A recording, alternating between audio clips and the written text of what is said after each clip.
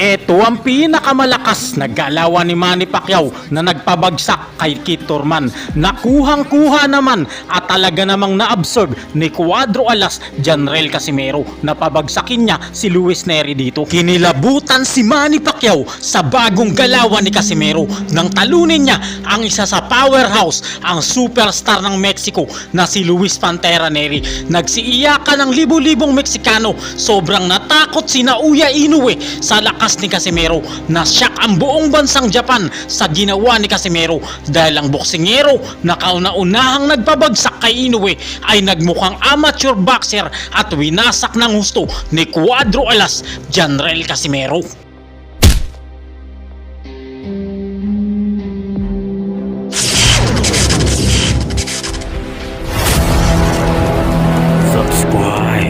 Agad namang tinawagan ni Manny Pacquiao si Casimero upang batiin at alukin ang kontrata. Pati ang daring ni Torky Alasik ay pinicture si Casimero. Buong mundo ng boxing ay ginimbal ni Casimero sa kanyang impresibong panalo. Maging ang dating promotion ni Casimero na Treasure Boxing Promotion ay inaalok si Casimero. At superstar na si Casimero sa daring magazine dahil sa dami ng tao na nagkokomento pag pinupost ito. Isa talaga sa pinakahinangaan ni Manny Pacquiao dito ay na-adapt ni Casimero ang kanyang perfect na galawan sa gitna ng laban nang siyang pabagsakin niya si Keith Thurman. Kuhang-kuha ni Alas ang ganitong galawan na pabagsak niya si Luis Nery gamit ang perfectong galawan ni Pacman. Bago ang laban ni Cuadro Alas Janrel Casimero at Luis Pantera Nery ay mahabang panahon ng pagsasanay ang natamo at natanggap ng dalawang boksingero dahil sa pagkapospon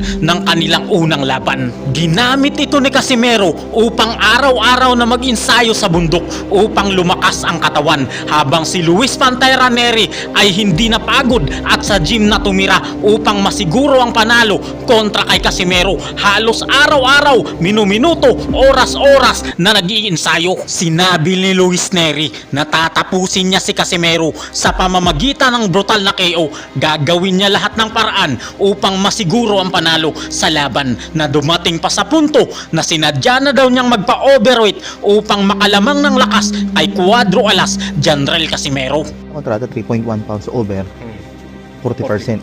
So sure na yun, kahit bumaba pa siya ngayon.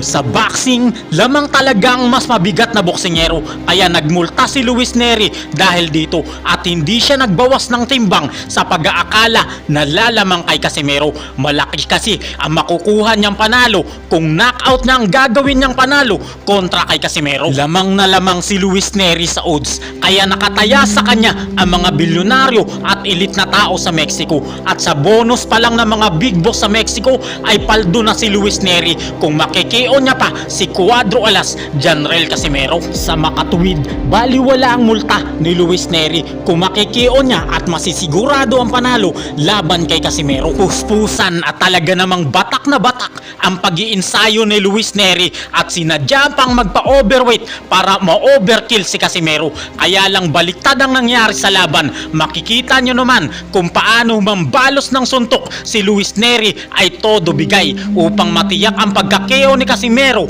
dahil may lagay. Sa pagsisimula ng laban, kitang-kita ang laki ni Luis Nery. Nasa kanya ang size at power advantage, pero naging maganda ang depensa ni Casimero. Nababasa niya ang bawat galaw ni Luis Pantera Nery, kaya madalas nakakaiwas siya sa atake nito.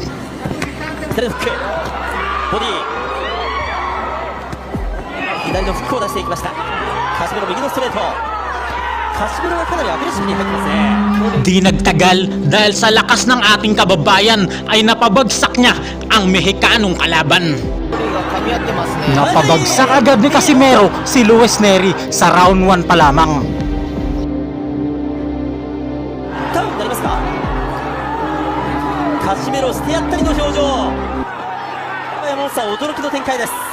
Todo bigay na ang suntok ng Mexicano, pero di niya matamaan si Cuadro Alas Janrel Casimero.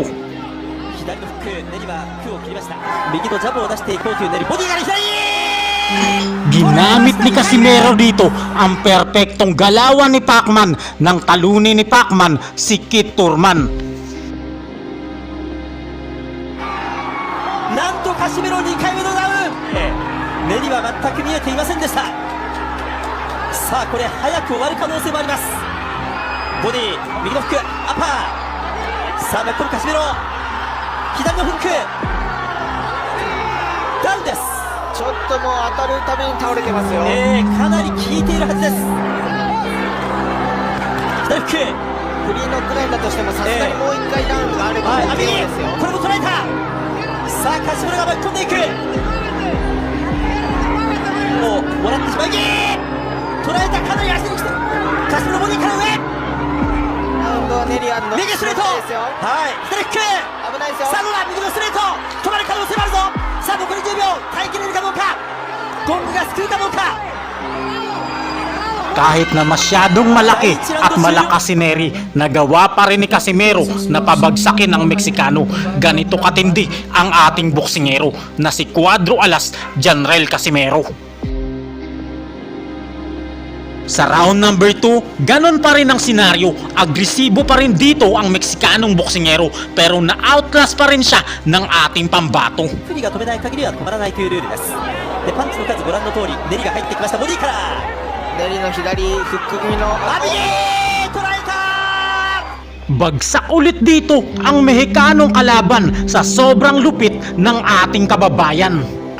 またカシメロの右のフックだ。早めのダウンです。練りはダウンではないというアピールをしていますが、もうこれカシメロは短期戦ですね。おそらくちょっとカシメロのああやって余裕の見せ方とかも含めて、もうついていけないしなかなかに大変です。左フック今の右から飛び込んでの左ストレートパターンで一度ダウンも取ってますし、あの入り方 Desperado na masyado ang Meksikano, harabas na ng suntok ang ginagawa niya kay Casimero. 入り方いいですね。でこれ練りも一発でまだまだやっぱりカシメロパンチを警戒してますよ。見えるカシメロボディから上左のフック右、練りも井上尚弥からダウンを奪った過去があります。ボディ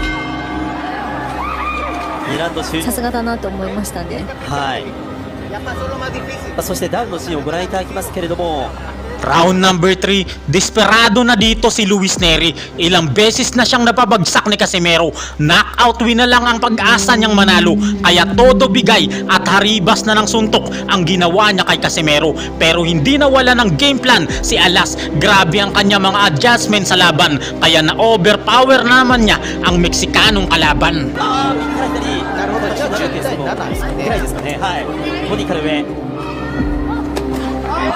練りは強振ボディ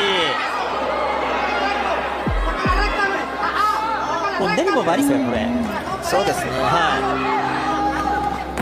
ボディ入っていくところボディ左のフックは今日を切る。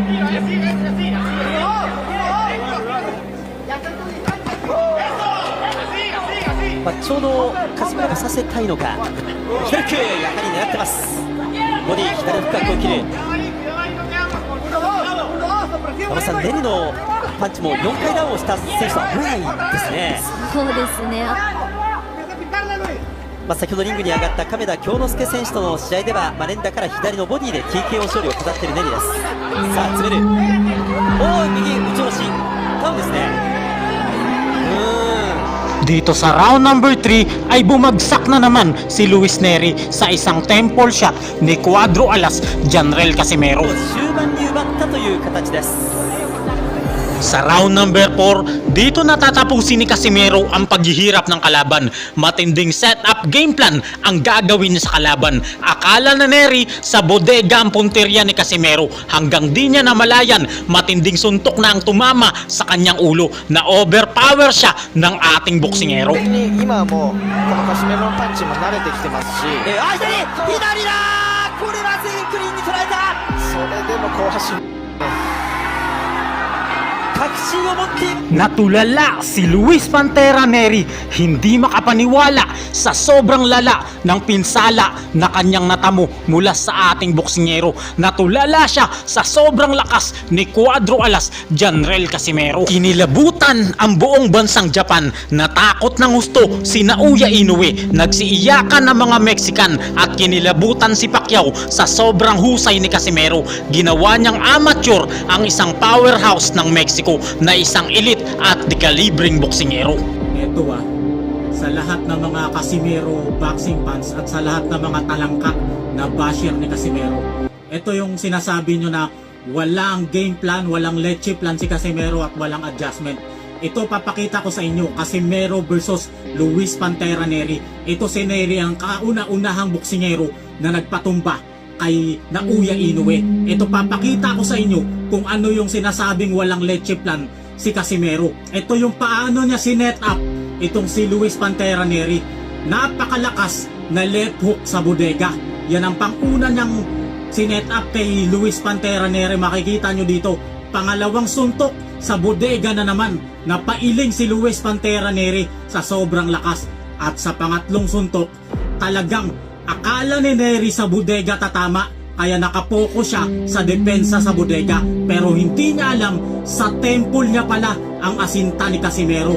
Kaya doon pa lang talagang napakatalino at isang elite na boksingero si Cuadro Alas Janril Casimero, dahil akala ni Neri sa bodega ang tama ng napakalakas na left hook, pero doon pala sa kanyang noo tatama.